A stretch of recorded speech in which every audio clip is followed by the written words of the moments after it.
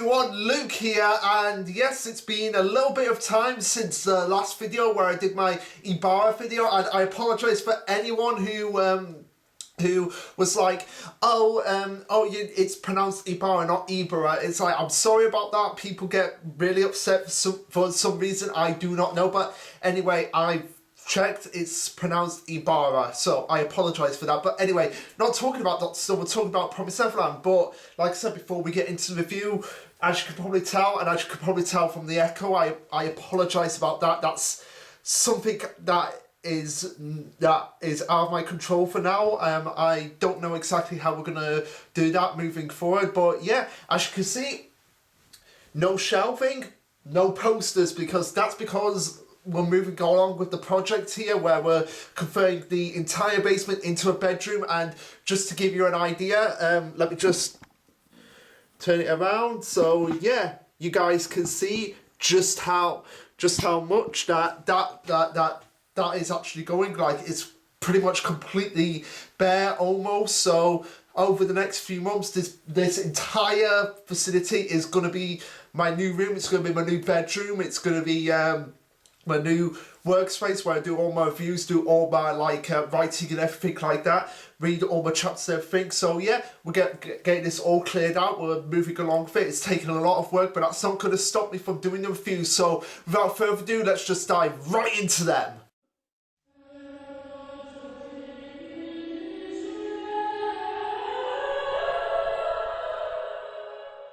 Alright, so this will be chapter 166, titled Going Back Home. Obviously a reference to the fact that Emma, Ray and Norman, they've infiltrated Grace Fieldhouse, which was their home originally, and they're planning on getting everyone out of the, everyone that was captured out of the orphanage and getting them basically to safety so that they can all go to Demon World, because basically at this point we're in the climax of the series. We've only got like the orphanages to take care of and Purgatory, and then that's it. Then basically, and the 2,000 plus army that Peter Rattari has. But besides all of them, after that, they can basically just go to freedom. And I reckon the final panel of the series will basically be them, well, basically Emma being hopeful of them actually going to to the human world, and they're just stepping into like this gate or something, and it's kind of left ambiguous at that point. Although we might get a time skip into the future to see Emma and Ray and Norman all grown up if they make it out of this series alive. But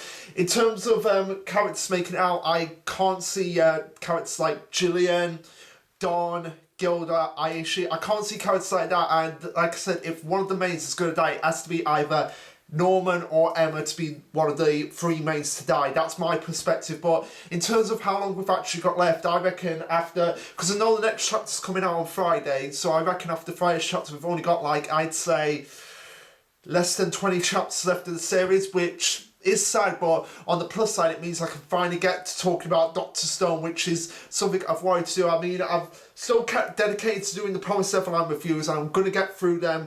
Nothing's going to change about that. We're in the climax of the series, we're going to do that. So as much as I do like the series, and as much as like Red and Furman pointed out in the last Dr. Stone review, like, I just adore this series. Yeah, I do. I'm just more giddy of excitement to be talking about Dr. Stone week to week. That's the thing that I'm really looking forward to. And also as well, side note, the What's the Difference videos, they will be coming back, but like I said, I'm waiting mostly for this room to actually be confirmed before we actually get back into them. That's my plan. Like, and then we're gonna do We Neverland season 2, Dr. Stone season 2, and Promised Neverland season 2, and then hopefully Demon Slayer and Jujutsu Kaisen. Hopefully, I don't have any major plans to do that, but hopefully. But also one series that I want to talk about as well is Chainsaw Man, when that gets an anime adaptation, because that looks as though it will be in the development stages of getting an anime adaptation in like the next few months or so. But anyway, that's a great series. Highly recommend it. Red and David on Controlled Chaos actually got me into it, and I'm very grateful for them actually getting me into it. And also, guys, check out Spy X Family. But enough about talking about other series, we want to get to Promised Neverland, so let's just get right into talking about this chapter. Alright, so it starts off basically a little bit after the ending of the last chapter, where if you remember, Emma and Ray and Norman actually infiltrate Gracefield House, and we have the demons like sort of like looking around and going, intruders, location, the electric room in B7. Yeah, it is a B. It is a B. I believe it's B. So like they have all the rooms out in various locations, and it's like, okay, we have every single aspect of this orphanage under our control, so we'll be able to find them as soon as we're able to. And I apologise if it went out of focus a little bit there with the camera. But anyway, Peter Rattari goes on to say they're here, and everyone's like, a blackout. It's not a problem. All floors will switch to auxiliary power in 20 seconds. 5 more seconds. 3, 2, 1, and then we get the title page, which shows basically Mama with the orphans, Peter as like the overarching lord and everything, and Emma, Ray, and Norman, who are just like, we're gonna take back this orphanage and we're gonna get rid of you guys once and for all. After the title page, we get a flashback from the Emma, Ray, and Norman's perspective, where it's 3 days ago, so it was 3 days before they actually infiltrated Gracefield House, and it's November the 10th, and Oliver's saying, this is Gracefield House, looks like an anthill. So it's basically like, okay, you've got the various levels and it's going deeper and deeper and deeper underground. And it's kind of confusing for him, like how they're actually going to infiltrate this structure. But because they have Emma, Ray, Norman, Don and Gilda on their side, they pretty much have an advantage here because they have 5 orphans who were raised in this orphanage, so they kind of like know the structure inside and out themselves. But of course, because of it being 2 years, there's obviously going to be some improvements and some better security that have already been tightened. So like a mistake that didn't happen 2 years ago when Emma and Ray escaped with like those 15 orphans along with Don and Gilda. That there's going to be extra security that's going to have a tight grip on the situation. But of course, you know that they're going to get in and they're going to get out. But like I'm saying, not everyone will probably get out of this situation alive. So anyway, they continue on as Cecil goes on to say, where would everyone be? And Ray says, probably here, as he points to supply storage room number 2 in B2. And Vincent's like, makes sense. They will be able to hold that many kids with the least amount of security there. And Norman obviously adds this, and without being noticed by other people. So okay, so they'll have it like, okay, they're all in one various area, so like they can't get out, and we can have less security in there, so that we can focus on other areas, just in case intruders do decide to come in and do decide to attack, because the Peter is well aware that they're actually going to come after them, and they're like, okay, so if they're going to come after them, we have to make sure that we put them in a room where we don't need as much security, and we can actually focus our entire efforts on making sure that other places are well guarded. So like if they do get in, we can just grab them right there and then problem solved. And Gillian goes on to say, what's the security like for all of Gracefield House? And Emma says they have about 30 to 40 demon employees, but of course, like I said, because of it being 2 years since the whole incident happened with Gracefield and the whole escape, they've probably tied up security, and Emma probably doesn't know this, so she's probably going on what she actually knows from her time in Gracefield House itself. Nigel goes on to add that that's intel from when Miss Minerva was still there, right? But now, as Norman cuts in and says, no, Smee's intel indicates something similar. I think it's a reasonable number. But at Gracefield, about half of the demons are guards to prevent theft. In addition, there are over 100 human employees, the sisters, and Sack adds to the conversation by saying, so even if there are no aristocratic levels, the demons are still in combat, which just surprises Harity, and it's like, and in the humans and their numbers are really troublesome. Okay, so it's like, so they're thinking like, okay, so even though there's not many demons there, the fact that they're skilled in combat means that this is not going to be like a cakewalk for them, even if they do decide to infiltrate. And in addition to that, there's still going to be like 100 humans that can run on their level and catch them if they so choose, as Norman goes on to say, as well as the Rattari clan and the 2,000 Imperial soldiers. So needless to say, they are pretty outnumbered here, and I really like that they've actually gone through all of this, like thinking like, like actually getting a plan circulated rather than just barging in there without any plan whatsoever. They're probably thinking like, okay, so we know the structure of Gracefield House, but there's probably going to be like a lot of security, so we're going to have to figure out our strategy of how we're going to take this and what's actually going to entail, and given the size of our numbers compared to the size of them, it's not going to be like an easy cakewalk for us. That's basically what they're saying, and I like how they took the time to like establish this in a flashback and actually get a strategy going down and actually playing. And that's one of the things that I've actually loved about the Promised Neverland, is that we've actually gone back before like the major like action scenes, like the major battles. We've actually gone back and seen like, okay, this is the plan that we're going to do, and we know our odds and the odds that are stacked against us, and we just need to figure out what's the best strategy for us to go by so that we can actually do this infiltration properly without getting ourselves killed or any of our friends killed. But of course, this being the Promised Neverland, something bad is gonna go for them. We come back to the morning of the actual invasion as Cecil is on the lookout and he's looking through a telescope, and he goes, there they are, they've arrived, and he's like, sure enough, the Imperial soldiers are posted outside the farm. And Ray goes on to add, well, they wouldn't fit inside anyway, and securing from the outside makes the most sense. So yeah, okay, they are thinking logically about the actual strategy. It's like, okay, we've got the Imperial soldiers here, they're on the guard outside of it, so even if we try to go through the front door, they're just going to kill us right away. And Emma goes on to say, just like we predicted, as her and Norman are starting to infiltrate the structure, and Norman goes, we'll execute the mission as planned, split into 3 groups to infiltrate, which is actually not a bad plan, because the more they're separated, the more likely that there's going to be separation between the enemy itself, so like they're not all being clustered into one package, and spreading it out means that they can spread out the enemy, and because they actually have guns, they actually have a way of keeping the enemy at bay.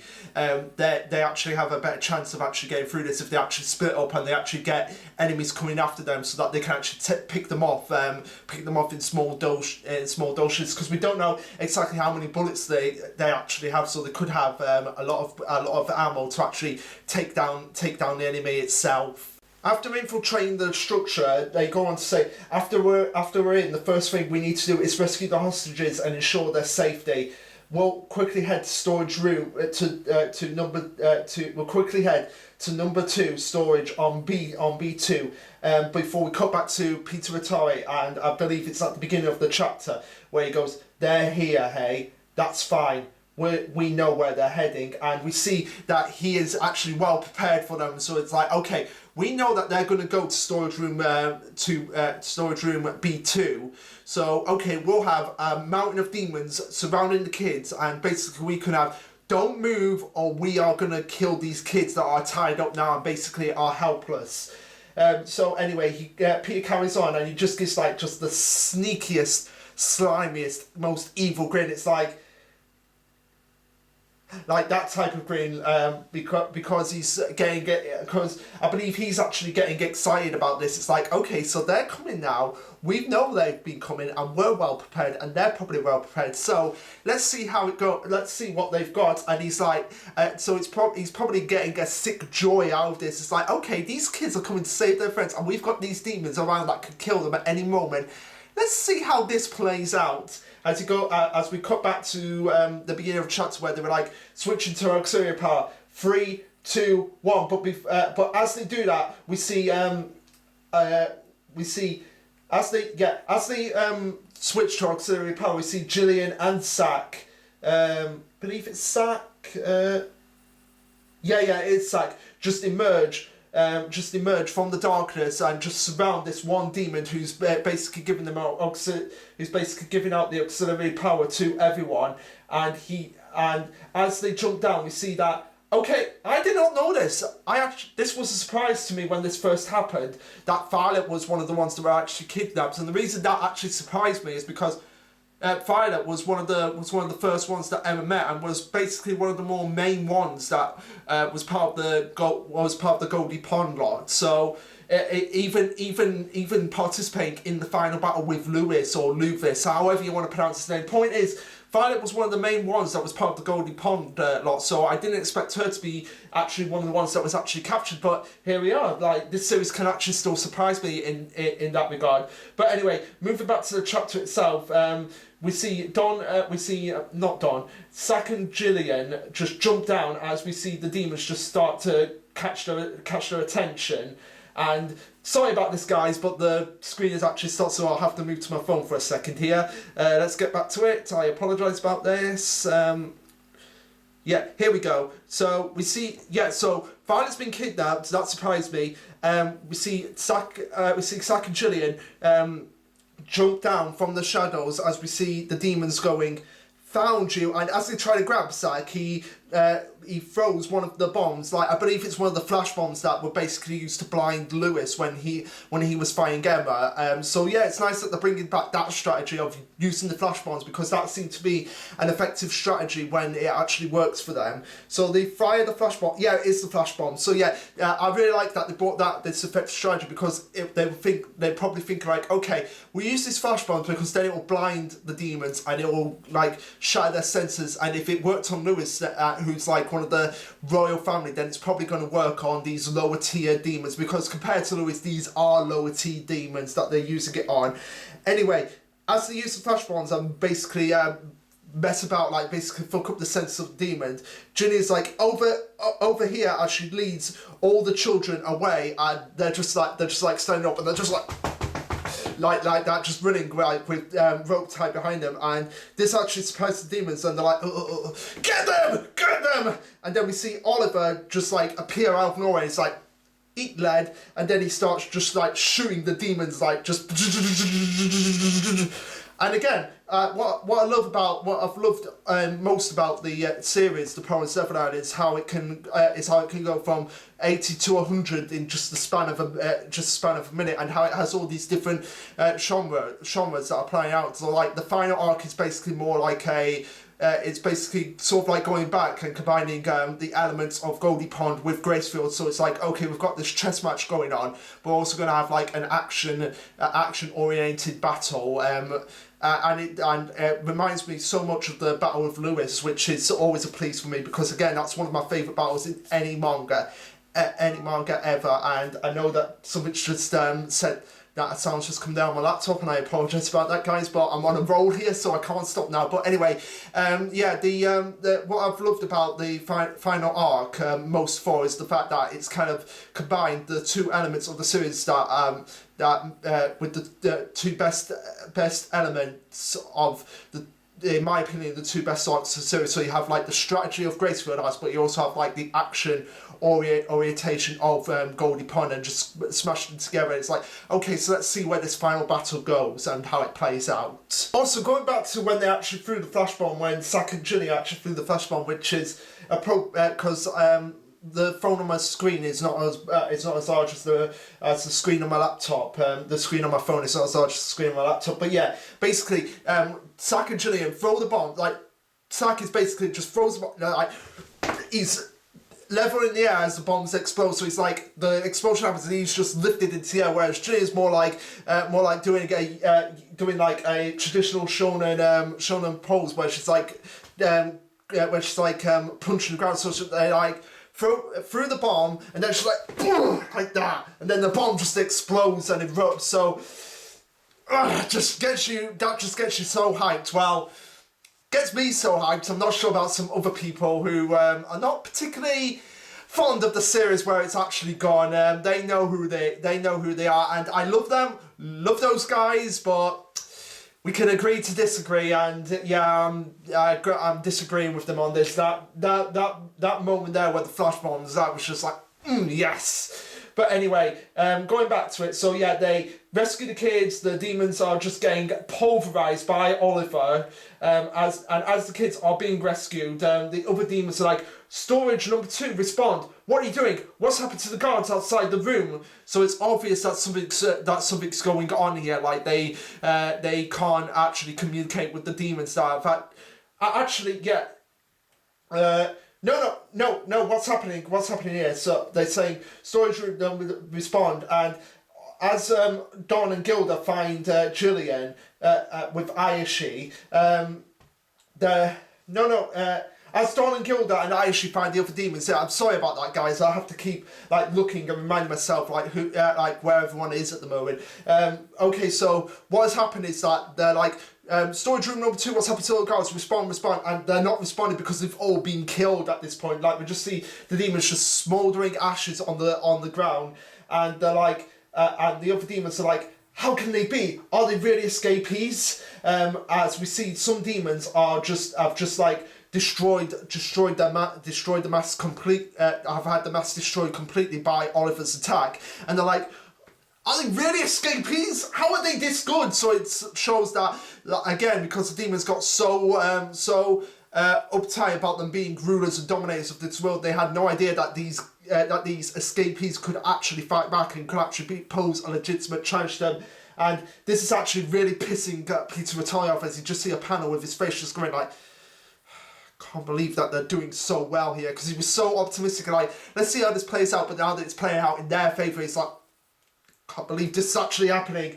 And as they're escaping, Anna calls out to Gillian to wait, and Nate, as she's like saying, Nate and the others, whereas we see a demon hand trying to capture them, and we see from behind the screen Isabella watching over them with this other demon, just like not saying anything. She's just she's just watching over them and saying, "Don't worry, everyone, it will end quickly." So she's basically saying like, accept your fate now, because if you don't, it's only going to get worse for you lot. And as Nate is like struggling to like find the words to actually say, like he's expressing immense hatred at this point for Mama, but also like worried about what's actually going to happen to them. We see one of the doors behind them just blow open as we see Emma rush in and with Norman and Ray, and Nate's like, Emma, Norman, Ray, and then that's when we get Norman, Emma, and Ray just looking on and just seeing that Mama is actually there, and they're like, and this is like the first time in 2 years, like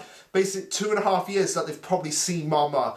That they've actually seen Mama, not probably, that they've actually seen Mama, and she's just looking at them with content, like, can't believe you're back. After you escaped, I can't believe you've actually come back to do this. And they have mixed emotions at first, because they're like shocked that Mama is actually there and looking down on them, but then it turns to more like, Mom, like I say more like, Mom, how could you do this to us? How can you still be on their side after all they've done to us?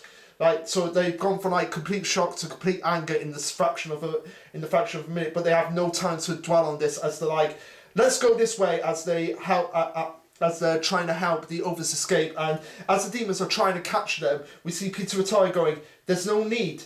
We've already blocked all for all the exits. So basically they're like, okay, so even if you do try to escape, we're still going to capture you because we have every exit secured here. But what he doesn't know is that this is not actually their plan. They're not actually trying to escape at this point, as Emma will explain in a minute. Peter goes on to say, that's why the 2,000 soldiers are outside. That's what the 2,000 soldiers are outside for. So Emma, Ray, and Norma will probably be aware, like, okay, so even if we did get in, we still got to worry about the soldiers that are on the outside. So, okay, what if we didn't try to escape? They wouldn't be expecting that, and that's what they're actually trying to not do. They're not trying to escape. They're actually trying to take over the whole structure itself. Emma will say this in a minute, but they're actually trying to take over the whole structure itself, rather than escaping, because they were probably thinking like, okay, so even if we did try to escape, we're still going to get killed anyway, because we don't have the manpower and there's 2,000 soldiers out there. Okay, so what if we tried to take over the facility itself and barricade ourselves in it? They wouldn't be expecting that, and that way we can actually pick up the ones inside, so that when we do get outside, we'll be like, we've taken over this facility, so what are you going to do now, huh? And Peter goes on to say, besides, they weren't able to infiltrate so easily. We allowed them. Okay, so he basically allowed them to infiltrate, but what he didn't know is that that is exactly what they wanted him to do, so now they can actually take over the whole facility. As the other kids are like, what are they going to do? They're coming, and they've probably blocked the exits. How are we going to run away? And Peter's just giving a smug grin of like, they won't be able to escape. But like I said, what he didn't expect was that they're not trying to escape.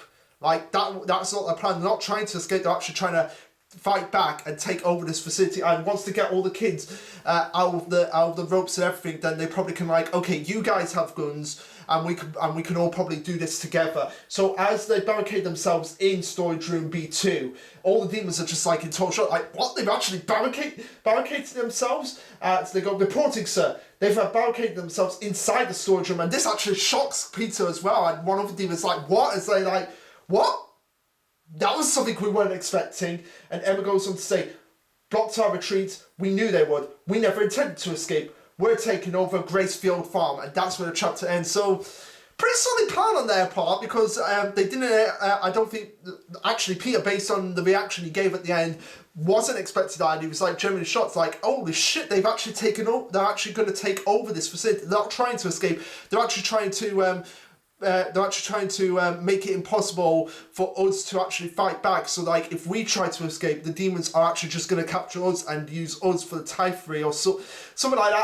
I don't know, but basically that's basically the plan. They're not trying to escape. They're just trying to take over the facility itself and basically dwindle the numbers of the demons inside. So like when they do have to go outside, they can actually formulate a proper plan to actually destroy the 2,000 soldiers that are actually outside. But based on what happens at the beginning of the last chapter, based on the beginning of the next chapter, it's going to be pretty impossible for anyone to escape based on what actually happens. But that'll be for next time. For now, I'm going to get this video edited, and then hopefully tomorrow, chapter 167, I'll be able to do that. But anyway, guys, like I said, it was an okay chapter. It wasn't one of the best, and it was mostly basically strategy based and actually fighting back against demons and actually trying to figure out a way to actually take over this farm.